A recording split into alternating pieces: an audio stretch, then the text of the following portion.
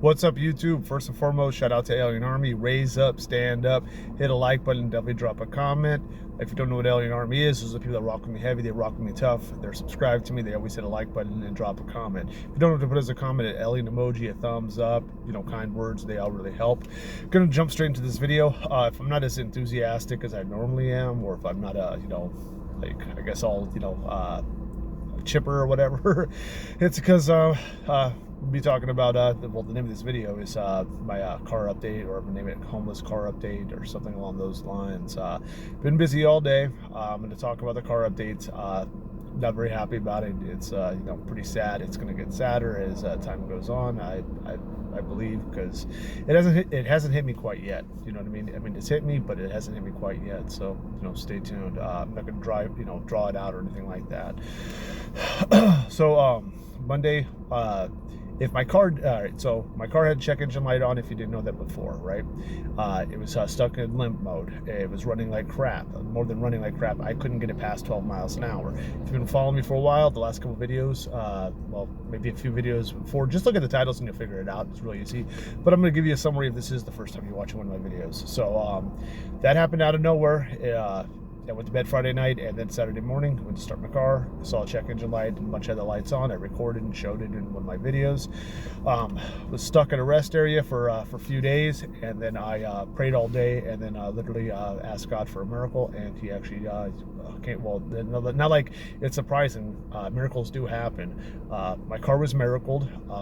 That very day. It didn't happen right away, but it happened that night. I had enough of the hot heat. I had a sliver of gas, if that.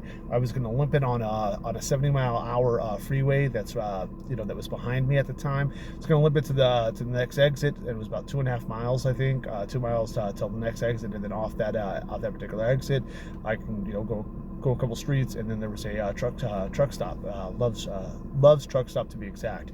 So I'm gonna go ahead and put some gas in there and run the air conditioning because it was hot as hell. So now you're caught up. Well, that, and then I had it. I believe that there was a recall. Well, I suspected that everything happened because of a recall, a Honda recall. I drive a Honda Civic, and I thought with the recall, because it was a fuel pump, that it made sense, right? So I went ahead, and I guess there's a little bit of a summary so you get an idea, but check the other videos out if you haven't seen it. But nonetheless, this Monday that just a few days ago, today is Thursday, tomorrow's Friday, so just a few days ago, Monday, I had an appointment for the dealership to go ahead and replace the recall, which is a fuel pump. And then also they were under the impression that it still, I had a check engine light on, so I told them, I was like, need the recall fixed, and I'm sure that has something to do with the check engine light.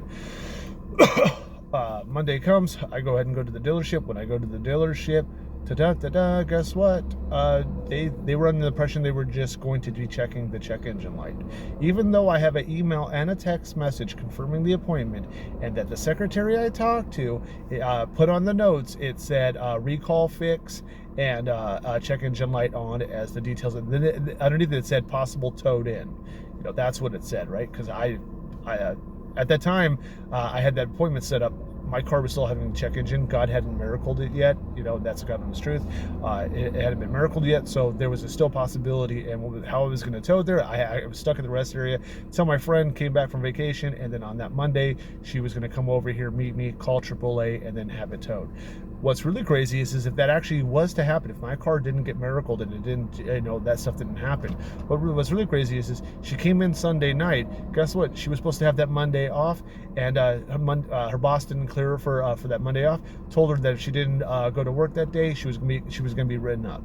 So had my car stayed with a check engine light on, had I stayed put, I still wouldn't have got my car towed on Monday. That, or because I already know her, she wouldn't have risked her job. And in fact, I would have advised against it. It's bad enough I'm homeless, right? I don't need my friends becoming homeless too. You know what I'm saying? Especially when they got families and they have good jobs, and I don't know if they're good jobs or not. That's perspective. So that happened on Monday. I went ahead, and then when they told me that, I said that they're wasting my time. I said, look at this, check this out. And they're like, yeah, those parts are all on hold. We suspect that, and they're like, this is not even 100% for sure. We suspect we will get those parts fall, and that's still not. So fall from now, if I remember correctly. And they're like, we still don't know, but what we will do is we will email you and text message you and call you to let you know when you have the parts in, and then we can set up an appointment for us to replace your recall. So there's nothing I could do. They're a huge dealership. They have many locations. You know, they're Honda certified and all that crap. So I take my car to where I normally get my my oil changed, because I know the owner and I know the mechanic. The mechanic's not a very friendly dude. He's all right though with me, you know what I mean? The owner is the one who really goes out of his way. Sometimes if I don't even make an appointment for oil change and they're busy as hell, they let me in. I've been going there for the last 3 years, and you know, I never cancel on any of the stuff that I set up for maintenance with my car, like oil changes and shit like that, right? I show up there because at that point I wasn't too far away. Well, yeah, I wasn't too far away, but when I got that news, I went ahead and went over there. When I went over there, the owner is out. That's what the mechanic said to me, and I talked to him about everything. And did that happen? No, actually, what happened was, damn man, I'm getting confused. I had went to AutoZone when my car was feeling better and it got miracled. I went to AutoZone and I had that cylinder 1 thing. Then of course I went to the dealership and had to deal with that. Then from there I went to the mechanic place that I normally take my car at for the oil changes, to talk to the owner, have them take a look at it, show them what AutoZone said, and see if they could you know, root the problem or tell me what's up. I show up there, the actual owner is out, and he's gonna be out for quite some time, I assume, because it's been several days. I've tried to get a hold of him, and it's the mechanic, and the mechanic actually told me in the conversation he's like, yeah, I'm gonna be here for you know, I'm running the show until and he said the owner's name comes back, and I was like, when's he coming back? He's like, I don't know. So it could be that he's really sick, could be his wife, could have been some vacation, could have been some family issues. I'm not sure. Nonetheless, and why that's important is because if it was the owner, he would have let me get in right then and there. And I'm just going to be honest. You know, I have a good rapport with him, and he's done that stuff before. So, you know, let me slide on oil changes right then and there. You know what I mean? You know, push some people back, put me to the forward. Since I'm always, you know, polite and I get along with the guy very well. I talked with the mechanic and asked him about my concerns, and told him what I thought. He said that my check engine light's not on anymore. However, he could go in the history. It was I'd at least have to wait 3 days. Sorry about that cut transition. I got a text message and I was reading it as I was doing my video, and it like popped up on the screen. And when I was reading it, it looked important, and it kind of was. Nonetheless, I forgot what part I was at, and but I do want to jump straight into this. So thank you for you know, bearing with me. I also got a really bad headache. I thought it was a caffeine headache because I haven't had any soda today. I drank a soda about an hour ago. Must not be strong enough, or maybe it's a tension headache. Nonetheless, I'll try to speed everything up a little bit, but I do want you guys to watch the whole video because I got a lot to talk about.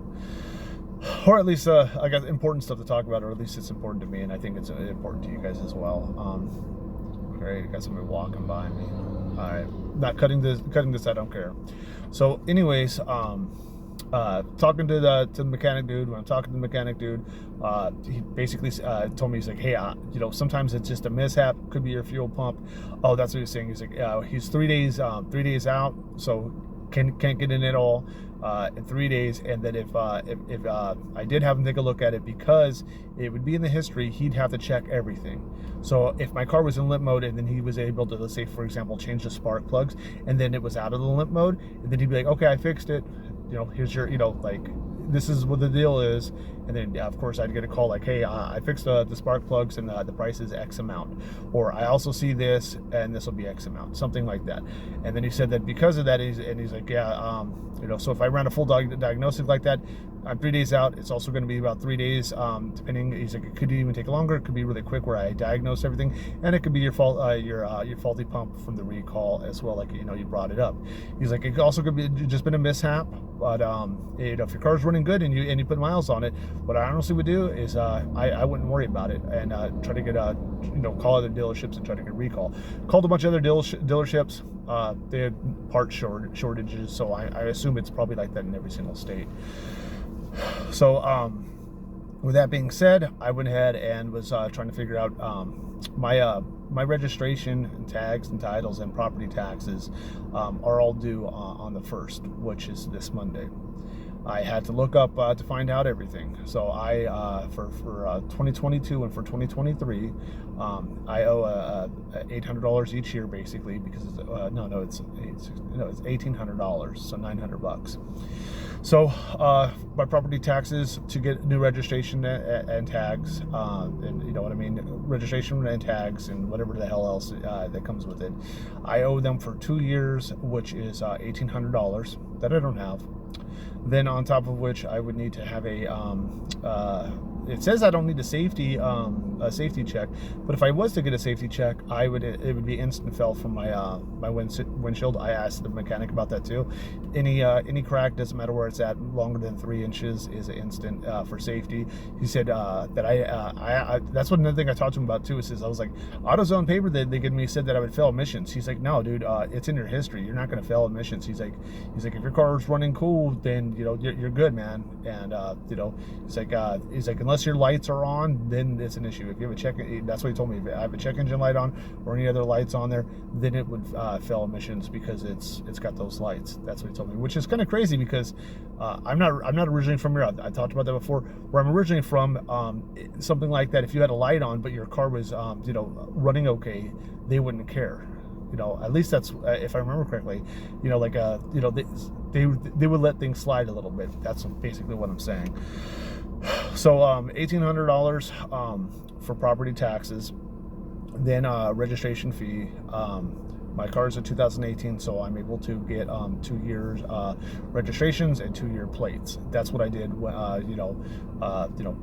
Just because my plate is 2 years old now, I've been out here longer. I rocked my from my original state tags and titles and registration when I came out here, and I pushed it to the very last minute. And that's when of course I changed my license and stuff like that. But I could have easily used a cover story of I'm a truck driver. I've been living out here for a while, but I didn't bring my car out here yet. I've been working too much. You know, I was doing over the road and I was doing local and I was doing regional. So I could have had I had flexibility there. It wasn't like I was going to get in trouble. So I had I was good on my on everything until about a week before my stuff went up. That's when I went ahead and then did everything and then got the 2 year tags and registrations and that shit. Sorry for cussing. It's just this headache sucks, man. But I do want to get this content out because there's, it's just, it's important to me, and I know it's important to you guys. Alien Army rocking with me heavy and rocking with me tough. It doesn't matter if I have a headache or not. I still want to talk to you guys. I'll probably feel better after I upload this, and the headache will be gone, and that'll be great. You know what I mean? So I'm trying to look at the positives. Basically, the $1,800 don't have. Of course, I did pray about it, hoping that they would miracle away. There's absolutely no way. I went ahead and got estimates to see if anybody would buy my car. I can't do a private sale. I still owe money on here. I owe a little bit over $1,400 on my car, which I still haven't paid for a long time and has been on the repo list. At least that's what the people on the phone, the bill collectors have told me. Today I actually called to find out how much money it actually is. I believe I can negotiate it down a little bit, but as of right now, it's a little bit over $1,400. I did get an estimate of what this car place would buy my vehicle for. I don't mind sharing. It's $8,000 is what they would buy my car for, minus the $1,400 and some other. Basically, we'll just call it $1,500. The $1,500 lien that's on my vehicle would be taken from that $8,000, and then I think a $20 fee of something else, and so I basically would be $6,500 is what I'd get for my vehicle. It's not like it's, that's what I was going to talk about as well, now that I'm talking about this. So $1,800 to get my car, just paying the property taxes, plus the registration and stuff like that. Then on top of which is the maintenance that my vehicle currently needs. My car does need spark plugs. I've checked them out. They've never been replaced. Same OEM spark plugs. I'm at 77,000 miles, 274. Another thing too is that after my car got miracled, before then and after, I went ahead and it was underneath the engine and doing pre-tripping a truck, except for I'm being really meticulous and detailed, and and it was cleaning up a lot of dust. It was dusty underneath there, and then the engine filter I cleaned out the best I could. I was told it still has life, but I would love to replace it. So that thing definitely, in my opinion, needs to be replaced, right? On top of that, the big thing is that my Serpentine Belt has a bulge in it, and the bulge is quite significant. You know, it could last a month, could last 10,000 miles, but it could snap as well. You know, once it gets a bulge, it would. If I saw a bulge on any belt underneath a tractor, you know, truck driving, it's an automatic fail for pre-trip, not driving it. That needs to be replaced. With Serpentine belts in the past, and anything with the water pump or alternator. So let's say, for example, an alternator goes out. You, in my opinion, with the old cars I've had, you know, you as long as the miles are high enough, right? You know, like it's not just a freak thing. Is one, the Serpentine belt doing that means that the belt needs to be replaced, and possibly the tensioner needs to be looking at it. Could also be need replaced as well. But on top of that, anytime I've ever replaced a Serpentine belt or alternator or water pump, all those things need to be done at the same time. You know what I mean? Like if my Serpentine belt on my car goes out, I might as well put a water pump in there because it's right there. I might as well put an alternator in there because it's right there. And it's not just because it's right there. It's because they generally, them all being in the same location with the same wear and tear, generally what could happen is I could just replace the Serpentine belt, and 3 days from now or two weeks from now, my water pump freezes up, and freezes up, I lose power steering, and then I'm like, damn, man, I could have had it replaced when you know, like, it's all, in my opinion, I've always had to replace all that stuff. As far as I know, when I've talked to other people, they say that they've had the same experience. You guys can let me know in the comments if you agree with that or not. So I have a bulge in my Serpentine belt. Normally something like the Serpentine belt, the water pump, and the alternator is normally around $400 in just you know, just those items. And then normally whatever you pay for the items, normally you can go ahead and say that's what it would cost for labor. So if it's $400 worth of parts, it's probably gonna be $400 worth of labor. And if I remember correctly, when I've replaced stuff before in the past, I've replaced those things between $500 and $800, you know, and having somebody do it. I know some people are like, hey, it's not that hard and stuff like that. When you're homeless and you live in a car, and you know what I mean, and it's a Honda Civic, it's pretty tight underneath the engine. Could I replace all that stuff? I don't think so. I also don't think I have the quite enough good enough tools, to tell you the truth. So with that being said, so spark plugs, my radiator should have been flushed at 45,000 miles. I'm at 77,000 miles. My brake pads are still good. With the estimate that I got today, they checked the brakes. The brakes you know, the rotors are fine. They're not scratched up. Brakes are not squeaky. The brakes still have I would imagine 30 or 40% you know, life in it. So why that is because I'm a really good driver. I'm not just slamming on my brakes. I don't grind on my brakes. I know how to coast. I don't need to be the first person to a stop sign when I'm just going to stop. I don't need to be the first person to a red light. I know how to coast. I know how to slow down, and I also know how to tap my brakes and, you know, use that stuff to my advantage. You know, so it doesn't surprise me that I got 77,000 miles with the very first pair of OEM brakes. You know what I mean? But those brakes would need to be replaced at some time. There's a lot of maintenance stuff that I'm just talking about that needs to happen now, and it bothers me that I believe that I'm not doing right by my car. If you do right by your car, generally speaking, your car is going to do right by you. I should have flushed the radiators. You know, I shouldn't be driving it knowing that I have a bulge in my Serpentine belt. You know, I feel as though with the property tax, hey, I'm the one who moved here, but I wish that everybody here could do something, like we all could come together and say, why are we paying property? It's so stupid to me. You know, you got to pay sales tax, you got to pay tax on recyclables, you got to pay, you know, property tax on damn near everything out here. You know, and it's quite expensive. You know, $1,800, I don't have it. You know, if they told me right now it's $180, I don't have that either. I don't have I have a less than $100 to my name, you know, and it's probably on the lower end of things, you know what I'm saying? But that's beside the point. I'm not on here to you know, I don't know, complain about that kind of crap. I'm just saying $1,800 is a lot. Then the general maintenance that has to go in my vehicle, and that on the first, everything's game off. Like, I get pulled over. Is there a chance that a cop would be nice enough to be like, you know, you're only a couple days, you know, with expired registration. Let me go. Yeah, That could be very likely, and it's also just as likely that they would go ahead and say, "No, we're towing it." They tow my car and they take my car. It'd be $300 to $400 to get out that day. Will I be able to come up with $300 to $400 like that? No, absolutely not. So do I risk me getting my car taken and then getting no money at all and losing my home? And then knowing that I'm living in a vehicle that I need to take care of maintenance, and I just don't have it like that.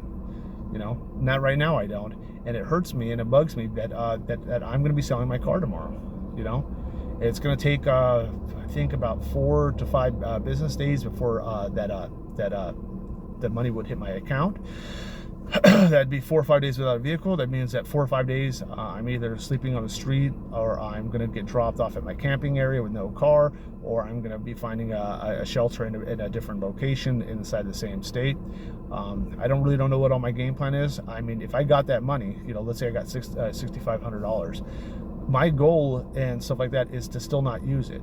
Like, use it sparingly. And then I also have to, if I do sell my car, I will have to let food stamps know that I got it and let them know about it. I don't know if I'd be kicked off food stamps or not, because this isn't money earned. This is me selling some of my own stuff. So I have no idea, but I'm going to let them know nonetheless. I don't want to get in trouble. So I'll definitely let them know. Knowing my luck, they'll probably kick me off there, and then I'll end up having to buy my own food. And that has pluses and minuses as well. But the truth of all of it is I don't want to sell my car. This is the very first brand new car that I've ever bought. I bought it brand new. I'm the only owner. I've lived in this car. I have so much sentimental feelings towards this car. I wanted to keep this car and never sell it in a day of my life. There were so many cool customization things that I wanted to do. I bought this car white on purpose. I wanted to put white rims on here. I loved the way it looked with like in my head, tinted windows and all white. Then I wanted to go ahead and actually wrap the door handles black, and then I wanted the rims white. I love that idea. You know what I mean? Maybe put a couple black accents on the outside of it too. To me, that would be a very good looking car. And this being a 2018, this is a sporty looking Civic. There's some Civics that got that bubble like the front. It doesn't look aggressive. It's still a good car, but it looks kind of basic to me. You know what I mean? Like, I like the sport look of this 2018. But yeah, so moving forward, I mean, that's what's going to happen. So you guys wanted to update. Another thing too is tomorrow's Friday. This car place will not buy my car off me if my registration is expired, so I have to do it before Monday. I believe that they're closed on Sundays, and I don't know if I can sell my car on Saturday or not. However, my resources of if I needed a ride somewhere to a shelter or something like that, they're gone this Saturday. They're going on a little weekend vacation, so I'll be stuck on my own. If I wait on Saturday, like, I'll have to take the 210, 2 feet 10 toes. But that's basically it. So the car update, and yeah, it sucks, but I mean, I'm sure I will find positives. When one door closes, another one opens. If somebody, and this is no pressure at all, if somebody got it like that, I mean, you could show me love and you could bless me. My Cash App is the same as my YouTube name, and I'm not begging or anything like that. It's my Cash App is AlienAscend. But I understand completely. I know that it's not going to happen, or I have very little thought and faith in that happening, and I'm not adding pressure to anybody at all. But my thought process, and then before I get comments of like, hey, with that $6,500, you could buy a used car and do the same thing. I could buy a used car, can't be in the same state, because even though I sold my car, I still will owe them that $1,800 property tax.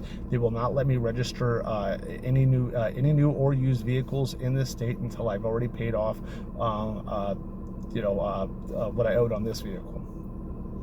So if people got ideas, suggestions, things like that, I know that if I'm going to live on the streets, I won't be out out here in the Midwest for much longer. I'll go somewhere else that I have a better chance of more resources. Like they don't even do recycling out here. I can't grab recyclables and take it to a recycling center and make money. Things are really, really far. It's more than that. It's extremely dangerous. I've talked about the dangers that I've gone through firsthand. It's hot, it's humid. This isn't home to me. I'm basically, if it wasn't for the $1,800 property tax, I might be able to whip things up. I might be able to. I'd be very tempted to go, you know what? I'll run the risk of expired registration for a week or two and just pay the maintenance and stuff like that and get it going. You know what I mean? But what I can't do is I cannot come up with $1,800 for the property tax on here. So put your suggestions. Let me know what you guys think. Moving forward, of course, I'm always going to do YouTube. Even if I'm living on the streets, I'll show everything, man. If I end up staying in a shelter, I'll talk about it and show it. If I end up staying on the street and behind a store or a dumpster, I'm going to show about it. You know what I mean? And just because this happens, Alien is strong, all right? I got a lot of stripes on my shoulder, and I got a lot of love in my heart. I also got a lot of hurt as well. You know what I mean? This absolutely does hurt. This absolutely does suck. But this isn't the end of it. Something this devastating, it's not going to devastate me so much where I give up and I don't try. I'm always going to try. As long as I'm healthy and I'm stand on my feet, and this isn't going to crush my will. I'm going to be doing great things, but I'll document everything and I'll always, post on YouTube. I think that I would lose sight. I think I might lose some of my mental stability and emotional stability without you guys. So at the very least, man, I want to, not even at the very least, I thank you guys all so much, and thank you for watching my video, and drop some comments and let me know what you guys think.